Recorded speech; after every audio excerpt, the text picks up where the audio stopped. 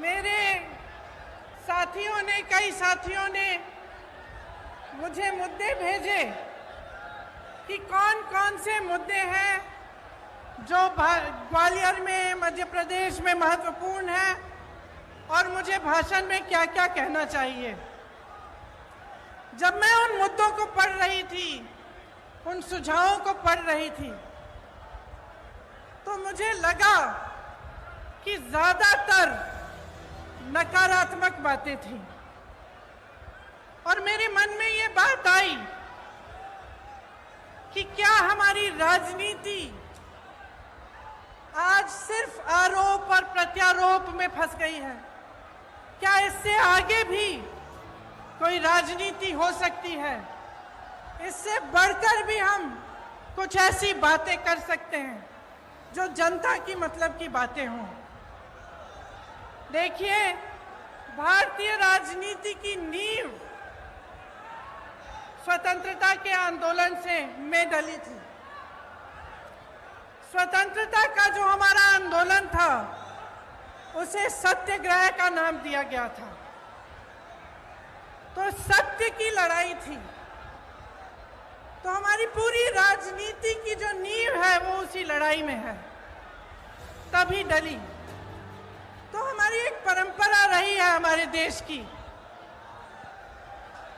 कि हम नेताओं में सभ्यता, सरलता, सादगी और सच्चाई ढूंढते हैं। हम चाहते हैं कि ऐसे नेता हो जिनमें ये स्वभाव हो और किसी के आधार पर दर्शकों के लिए हमारी राजनीति चली। लेकिन आज परिस्थितियां बदल गई हैं।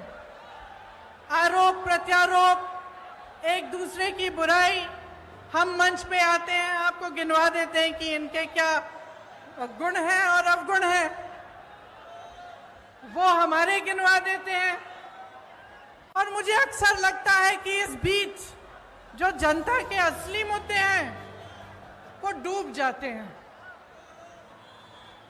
आजकल शोहरत, बड़े बड़े बिजनेस वालों को देश की संपत्ति सौंपने की राजनीति, अहंकार की राजनीति चलती है। मैं भी जब यूपी गई तो मेरे साथियों ने बोला, दीदी बड़ी गाड़ी में बैठो। मैंने कहा क्यों? कहते भोकाल होना चाहिए। तो आजकल भोकाल की राजनीति है, शान शोहरत की राजनीति है और कहीं पे बीच में जो जनता की समस्याएं हैं, जो सत्य है इस देश का, वो डूब रहा है। यहां खड़े होकर ये कहना बहुत आसान है, दूसरों की आलोचना करना बहुत आसान है। आखिर राजनीतिक सभ्यता को कायम रखने की सबसे बड़ी जिम्मेदारी किसकी होती है? प्रधानमंत्री की ही होती है। लेकिन 2 दिनों पहले की बात है, विपक्ष की बहुत बड़ी मीटिंग हुई। तमाम विपक्षी दल के बड़े बड़े वरिष्ठ नेता आए।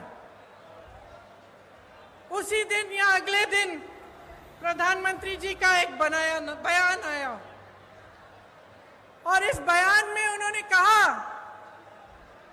कि जितनी भी विपक्ष के नेता हैं, जितने भी विपक्ष की पार्टियां हैं, एक झटके में प्रधानमंत्री जी ने जैसे सब धान 22 पसेरी सबको चोर बोल डाला। इतने वरिष्ठ नेता, अपने अपने प्रदेशों के प्रतिनिधि, बड़ी बड़ी पार्टियों के नेता, जिन्होंने आजीवन देश के लिए संघर्ष किया, जिनका देश प्रदेश में आदर है, जो जनता के मुद्दे उठा कर आगे बढ़े राजनीति में, उनका इस तरह का अपमान प्रधानमंत्री जी ने खुद कर दिया। और दूसरी तरफ देखिए, मणिपुर में 2 महीनों से पूरा प्रदेश जल रहा है, घरों में आग लगाई जा रही है, मार काट हो रही है आपस में, महिलाओं के साथ भयावह अत्याचार हो रहा है, बच्चों के सर पर छत नहीं रहे, और हमारे प्रधानमंत्री जी ने 77 दिन के लिए कोई बयान ही नहीं दिया इस पे। वहां पे एक्शन लेना छोड़िए, एक लफ्ज नहीं कहा। कल मजबूरी में, क्योंकि एक इतना भयावह वीडियो वायरल हुआ कि वो फिर चुप नहीं रह पाए, तो मजबूरी में कल एक बयान दिया उन्होंने, एक वाक्य बोला और उस वाक्य में भी राजनीति घोल दी। उस वाक्य में भी उन्होंने उन प्रदेशों का नाम ले लिया जिसमें विपक्ष की सरकार है। तो मैं आपसे पूछना चाहती हूं कि ये जन आक्रोश लिखा है, ये जन आक्रोश किस बात का? ये जन आक्रोश आपके ही मुद्दों पर है कि नहीं है?